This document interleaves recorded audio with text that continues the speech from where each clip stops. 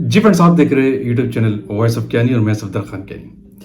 अच्छा फ्रेंड्स, अगर एचपीएलसी अगर आप 5 साल से चला रहे हैं, सीनियर हो गए और फिर कहीं इंटरव्यू देते हैं, तो वो कुछ बहुत इंपॉर्टेंट क्वेश्चन बताऊं जो थोड़े लेंथी भी होते हैं, लेकिन जब आप सीनियर लेवल पे हो जाएं तो एक्सपेक्टेडली एक तो आपको ये रूटीन में भी पता होना चाहिए और ये घूम फिर के क्वेश्चन आपके पास इंटरव्यू में आते हैं। बड़े इंपॉर्टेंट शॉर्ट क्वेश्चन है, कम क्वेश्चन है लेकिन बहुत इंपॉर्टेंट, आपको पता भी होगा और अक्सर आपसे इंटरव्यू पूछ लेंगे अगर आप पुराने तौर पे एचपीएलसी चला रहे हैं, अगर आप किसी डिपार्टमेंट में सीनियर काउंट होते हैं। तो वीडियो एंड तक देखिएगा। भाई मेरा यो यो तू मेरी मखना, कदम तू तेरे संभल के रखना।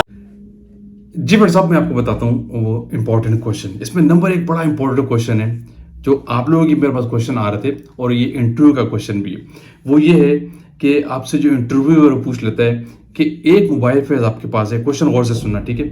आपने उस पर आज एनालिसिस किए, वही सेम मोबाइल फेज उसी सिनेरियो में अगर कल उसको आपको एनालिसिस करनी पड़ जाए या आपको कुछ आवर्स के बाद एनालिसिस करनी पड़ जाए और आपका आरटी शिफ्ट हो जाए, तो इसके पीछे क्या कॉज है, मतलब आरटी शिफ्ट हो रहा है, क्या रीजन है, इस सेंस में बताएं कि एक ही मोबाइल फेज है, एक ही प्रोसीजर है, आज लगा रहे पीक आ रही है, कल नहीं आ रही और पीक ये आगे पीछे हो रही है, इसका रीजन बताओ क्या हो सकता है, क्या साइंटिफिक बैकग्राउंड होता है। अब देखिए ये क्वेश्चन रिलेट कर रहा है, इसका मैं आंसर बता रहा हूँ, आरटी शिफ्ट से रिलेटेड है।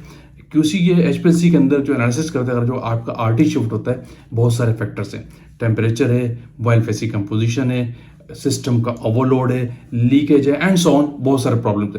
लेकिन जो ये क्वेश्चन है कि आज पीक आई है, कल उसी मोबाइल फेस पे पीक आगे पीछे हो रही है, क्या वजह है।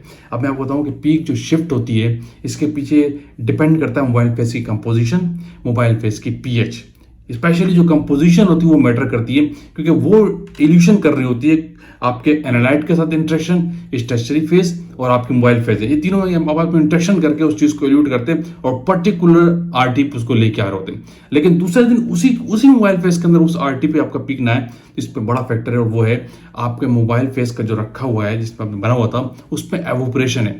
उसमें अगर ऑर्गेनिक सॉल्वेंट एवोपरेट हो गया है, ठीक है, तो उसके बाद आप तो समझ रहे होंगे कि मेरा वही मोबाइल फेज है, लेकिन अगर ऑर्गेनिक फेज है उसके अंदर, उसकी एवोपरेशन हो गई किसी हद तक, तो डेफिनेटली इस केस में मोबाइल फेस की कंपोजिशन चेंज हो जाती है। आपने उसके अंदर 50 ml मिथेनॉल डाला था या 100 ml मिथेनॉल डाला था, लेकिन आपने उसको खुला रख दिया, उसका केप ठीक तरीके से नहीं लगाया, मोबाइल फेस की बोतल के ऊपर ही रखा हुआ है, लेकिन उसमें एवोपरेशन हो रही है और ऑर्गेनिक सॉल्वेंट जो है वो एवोपरेट कर गया है, तो इस केस मोबाइल फेस की कंपोजिशन चेंज होती है, ठीक है।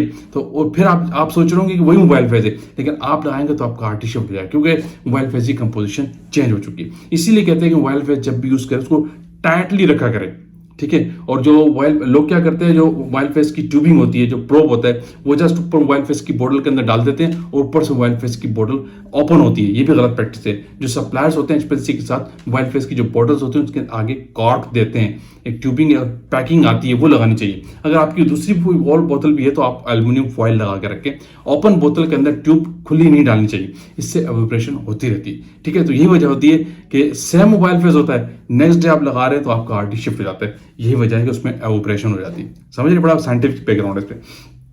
अच्छा, एक बड़ी इंपॉर्टेंट चीज है, क्यों ये रिकमेंडेड नहीं है कि आपका अगर मोबाइल फेस में बफर चला हुआ है तो हम मेथनॉल उस पर डायरेक्ट नहीं लगा सकते, क्या लगाना चाहिए। तो ये क्वेश्चन है इंटरव्यू का, तो इसका आपने आंसर ये देना है। अगर आपका मोबाइल फेस ऐसा है जिसमें बफर था, ठीक है, ये एचपीएलसी के इंपॉर्टेंट क्वेश्चन आपको बता रहा हूँ, अगर मोबाइल और आपकी प्रैक्टिस का भी पार्ट है, अगर आपका मोबाइल फेस ऐसा है जिसमें बफर चला हुआ था तो आपकी एनालिसिस कंप्लीट हो गई, तो कभी भी डायरेक्ट आप ऑर्गेनिक सॉल्वेंट पे उसको नहीं लेके आएंगे, ये गलत प्रैक्टिस है। उसका रीजन ये है कि जब आपका जो ऑर्गेनिक सॉल्वेंट है, स्पेशली मिथेनॉल है, और अगर कॉलम के अंदर, सिस्टम के अंदर बफर मूव हुआ है, लास्ट तो जाहिर मोबाइल फेस में बफर था, जब बफर और ऑर्गेनिक सॉल्वेंट आपस में मिलते हैं तो क्लॉगिंग हो जाती है, सही है। तो इस केस में ब्लॉकेज होने के चांसेस बढ़ जाते हैं, आपके सिस्टम में प्रेशर शूट कर जाएगा, आपकी सील रैप्सेस हो सकती है और आपके सिस्टम में किसी ना किसी एंड पे ब्लॉकेज आ जाएगी, या कॉलम के एंड पे, ट्यूबिंग के एंड पे, कहीं भी इंटरनली ब्लॉकेज आ सकती है। तो इसीलिए ये रिकमेंडेड नहीं है कि अगर सिस्टम के अंदर, ओवरऑल सिस्टम पे या एनालिसिस में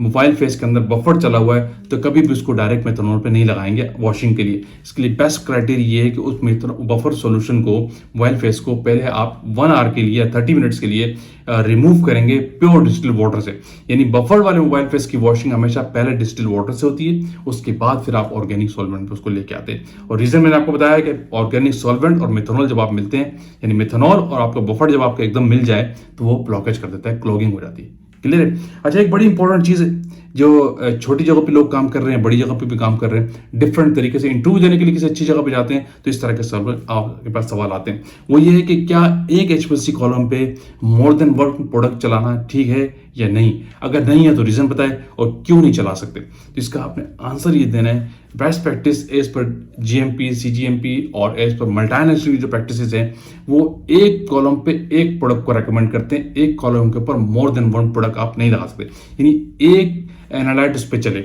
अगर आप एक प्रोडक्ट के अंदर 2 एनालाइट है तो भी कोई इशू नहीं, उसको आप चला सकते हैं, लेकिन 2 डिफरेंट प्रोडक्ट एक कॉलम के ऊपर नहीं चलानी चाहिए। इससे तो कॉलम की लाइफ रिड्यूस हो जाती है, कॉलम की एफिशिएंसी डाउन हो जाती है, इसलिए उसे रिकमेंडेड नहीं है। दूसरा, कॉलम की जो थ्योरेटिकल प्लेट्स वाला क्राइटेरिया होता है वो आपका फिक्स नहीं रहेगा। फॉर एग्जाम्पल, आज उस कॉलम के ऊपर आपने मेथनॉल लगाया तो उसकी थ्योरेटिकल प्लेट्स कुछ और आई, लेट्स सपोज 10,000 में आई। अगर उसी कॉलम के ऊपर कोई और उसी कॉलम की स्पेसिफिकेशन है किसी और प्रोडक्ट के लिए भी, तो उसी पे आप सेम कॉलम पे कोई दूसरी प्रोडक्ट लगा देंगे तो उसकी थ्योरेटिकल प्लेट्स उस कंपाउंड के लिहाज से डिफरेंट हो जाएगी, क्योंकि थ्योरेटिकल प्लेट्स जो कॉलम की होती है वो कंपाउंड वाइज वेरी करती है। जब डिफरेंट कंपाउंड्स लगाएंगे तो हर बार थ्योरेटिकल प्लेट्स डिफरेंट आ रही होगी डिफरेंट प्रोडक्ट के लिहाज से, तो फिर आप उसकी थ्योरेटिकल प्लेट्स नोट डाउन कैसे करेंगे? ठीक है, तो इसीलिए रिकमेंडेशन ये है कि एक कॉलम के ऊपर एक प्रोडक्ट लगानी चाहिए, 2 प्रोडक्ट नहीं लगानी चाहिए, क्योंकि थ्योरेटिकल प्लेट्स का क्राइटेरिया भी फिर खराब हो जाता है आपका, और दूसरा आपकी कॉलम की एफिशिएंसी वैसे ही डाउन हो जाती है। ठीक है, अब लोगों के सवाल यहाँ पे बड़ा इंपॉर्टेंट ये इंटरव्यू पूछ सकता है कि हमारे पास एक प्रोडक्ट ऐसी है जिसके अंदर 3 इंग्रेडिएंट्स है, और वो 3 इंग्रेडिएंट्स का जो मेथड है, जो एनालाइट है, वो एक कॉलम पे सेट है। ऐसा मेथड है कि हमारे पास कि एक ही वन गो में एक ही एनालिसिस में वो निकल जाते हैं, तो फिर तो 3 एनालाइट एक कॉलम में चल रहे हैं, फिर हम क्या करें? अब तो डिफरेंट हो गया। तो इसका आंसर आपने इसको टेक्निकली समझाना है कि इस केस में आप कर सकते हैं, क्योंकि आपने प्रोडक्ट चेंज नहीं किया। समझ रहे? हर प्रोडक्ट का एक प्रोडक्ट से दूसरी प्रोडक्ट की फॉर्मुलेशन डिफरेंट होती है, एक्सिपिएंट्स डिफरेंट होता है। ठीक है, जो मैट्रिक्स है वो डिफरेंट होता है, मैट्रिक्स कंटामिनेशंस होती है, डिफरेंट चीजें होती हैं, तो मैट्रिक्स इफेक्ट करता है आपकी कॉलम की एफिशिएंसी को। ठीक है, तो इसीलिए प्रोडक्ट सेम हो, अगर उस प्रोडक्ट के अंदर एक से ज्यादा इंग्रेडिएंट्स है तो फिर कोई इशू नहीं है। अब यहाँ पे थ्योरेटिकल प्लेट्स की फिर बात आ जाएगी कि 3 कंपाउंड्स लगे हुए, तो थ्योरेटिकल प्लेट्स कैसे नोट डाउन करें? जिसमें बेस्ट प्रैक्टिस है या तो आप तीनों को नोट डाउन करें या सिर्फ एक ले लें, क्योंकि एक प्रोडक्ट चल रहा है, 3 प्रोडक्ट के किसी एक प्रोडक्ट की थ्योरेटिकल प्लेट हमेशा काउंट करते रहेंगे तो वो आपको बता देगा कॉलम की एफिशिएंसी कैसी जा रही है। लेकिन बेस्ट प्रैक्टिस होती है कि अगर 3 एनालाइट एक प्रोडक्ट के अंदर है और एक कॉलम पे चल रहा है तो किसी एक एनालाइट की थ्योरेटिकल प्लेट्स आप नोट डाउन कर ले, लेकिन आल्दो के वो सिस्टम सूटेबिलिटी के अंदर आ रही होती है। जब आप RSD निकालते हैं इस कंपाउंड की तो उसमें तो थ्योरेटिकल प्लेट सबकी आती है। ठीक है, लेकिन आप नोट डाउन फिर किसी एक ही कर ले। तो मतलब कहने का ये है कि एक कॉलम के ऊपर डिफरेंट प्रोडक्ट नहीं चला सकते, सही है, एक से ज्यादा एनालाइट चला सकते हैं अगर एक प्रोडक्ट के अंदर है, सही है, ये बात समझ लीजिए। तो इसका आंसर आपने इस तरीके से समझाना है। ये टेक्निकल चीजें और बेस्ट प्रैक्टिस काउंट होती है इंडस्ट्री के अंदर, कि आप देखते हैं कि इंडस्ट्री के अंदर किस तरीके से ये शख्स काम करे। बड़े इंपॉर्टेंट क्वेश्चन थे QC के, HPLC से रिलेटेड बहुत सारे लोगों के सवाल आ रहे थे, तो मैंने इसको इंटरव्यू क्वेश्चन आंसर के वे में आपको समझाया, और ये लोग पूछ भी लेते अक्सर इंटरव्यू है। अगर मेरे जगह कोई इंटरव्यू नहीं लेना होगा, किसी सीनियर से इंटरव्यू लेगा, तो इस तरह के टेक्निकल क्वेश्चन मैं लाजमी पूछता हूँ। आई होप कि आपको एक कंसेप्ट मिला होगा कि सीनियर लेवल जब आप इंटरव्यू दें HPLC से रिलेटेड तो कैसे क्वेश्चन इस तरह के आपके पास सवाल आ सकते हैं, और जिसका आपने आंसर इस तरीके से करना है। तो वीडियो को आप एंड करते हैं। आई होप कि वीडियो आपने लाइक किया तो शेयर कीजिए, कमेंट्स कीजिए। अगेन कहूंगा जो लोग चैनल पर न्यू है वो लाजमी सब्सक्राइब कीजिए ताकि ऐसी टेक्निकल वीडियोस आप तक पहुंचती रहे। Thank you for watching. अल्लाह हाफिज़।